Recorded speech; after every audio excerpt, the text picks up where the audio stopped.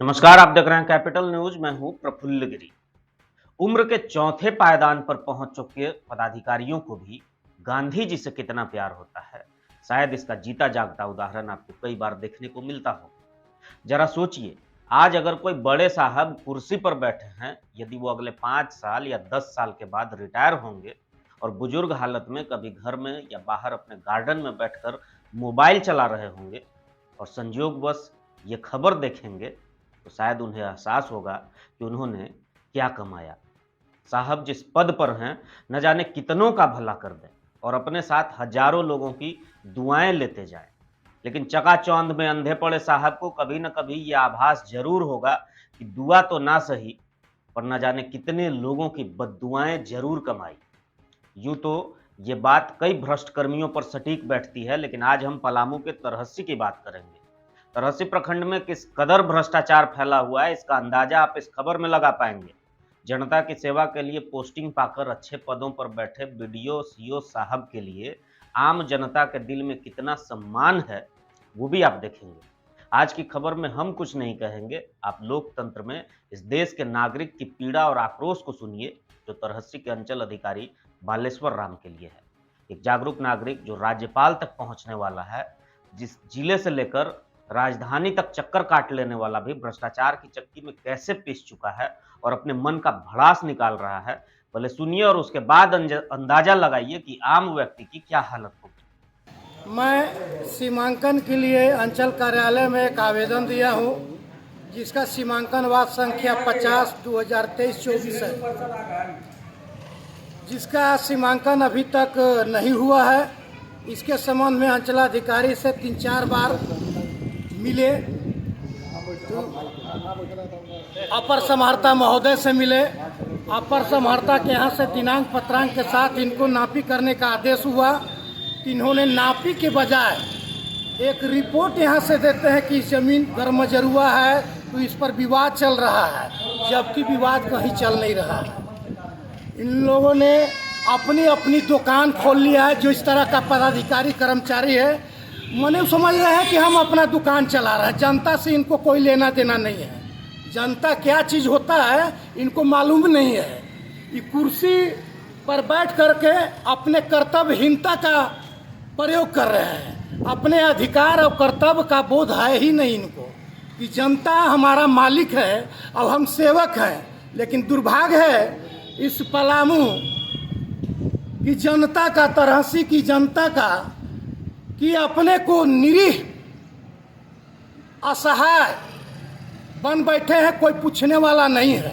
ये सेवक, लोक सेवक, कर्मचारी अपने को मालिक बन बैठे हैं। ऐसे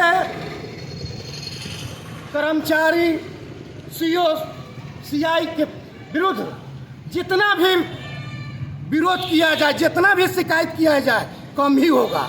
इन्होंने जनता का कोई काम नहीं कर रहा है।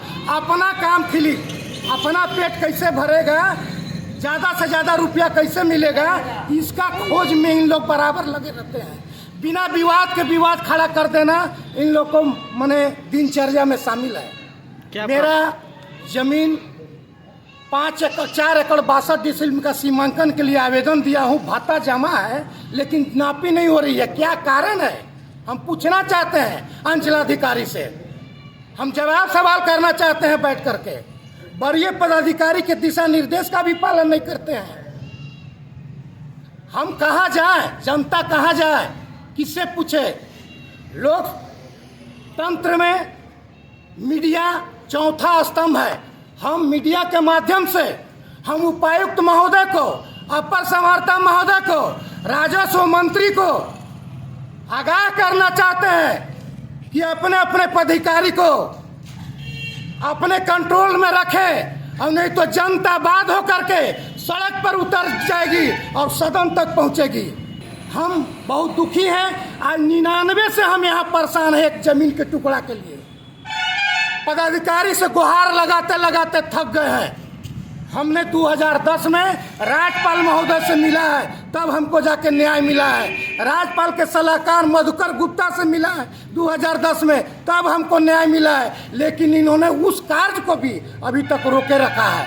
नहर में जमीन गया है हमारा 1 2 एकड़ 12 डिसमिल जमीन जिसका मुआवजा नोटिस मिल गया, लेकिन मुआवजा नहीं लेने दे रहे हैं। अंचल और विशेष भूअर्जन के अनियमितता और मनमानी के कारण मेरा पैसा कोर्ट में जमा कर दिया गया है।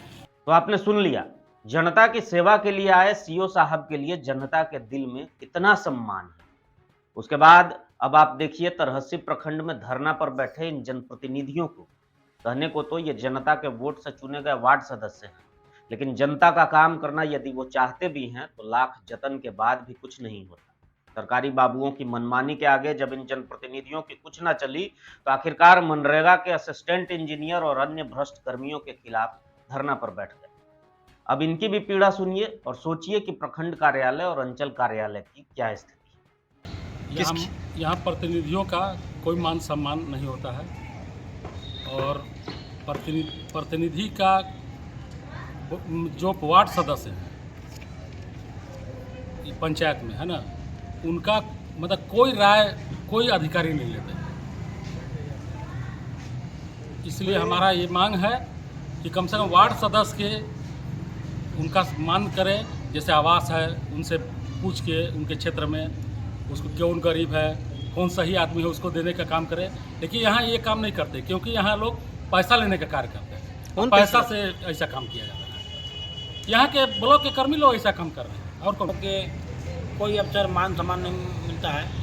और बात करने पर इंदिरा आवास में भी पैसा डालना बोलते हैं तो पैसा की मांग करते हैं। पैसा भी लिए उसका, जिसका मेरा पास रिकॉर्ड है, इसका फ़ोन पे है, नंबर है।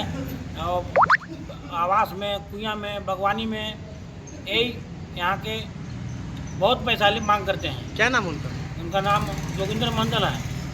यहाँ के यही ऐसे कई बार आवेदन दिए लेकिन कुछ अब तक सुनवाई नहीं हो पा रहा। हम लोग प्रखंड तरहसी के जो भी कर्मी हैं यहाँ पर कार्यरत हैं उसके विरुद्ध में धरना पर बैठे हुए हैं। खासकर ए साहब जो है उनके विरुद्ध में धरना पर बैठे हैं। क्या कारण रहा कि धरने पर बैठने मतलब मजबूर हुए? प्रखंड में मनमाने तरीके से कार्य होती है। यहाँ तक कि जो ऑपरेटर हो या चपरासी हो, सब अपने आप को बहुत बड़ा पदाधिकारी समझ लेते हैं। धरना के बैठने का एक ही मकसद है, जो तरहसी के जो यहाँ ब्लॉक है, ब्लॉक के जो भी अधिकारी हैं वो बेलगाम हो चुके हैं। उन पर लगाम ही नहीं है। किन से कैसे बात करना है, किन से राय लेना है, जनप्रतिनिधि बनते क्यों हैं? जब अफसर उनसे राय न ले, जनप्रतिनिधि जनता के जनप्रतिनिधित्व करते हैं तो उनसे राय लेना चाहिए कि जनता की तकलीफ है तो उन्हें कैसे हल किया जाए। तो उन्हें कोई मतलब नहीं है, बस जाते हैं जनता से साइन करवा लेते हैं और सारा पैसा कमा लेते हैं। और जनप्रतिनिधि का कोई वैल्यू नहीं है, कोई मान सम्मान नहीं है। इसी को लेकर हम लोग धरना पर बैठे हुए हैं, सभी वार्ड संघ के लोग।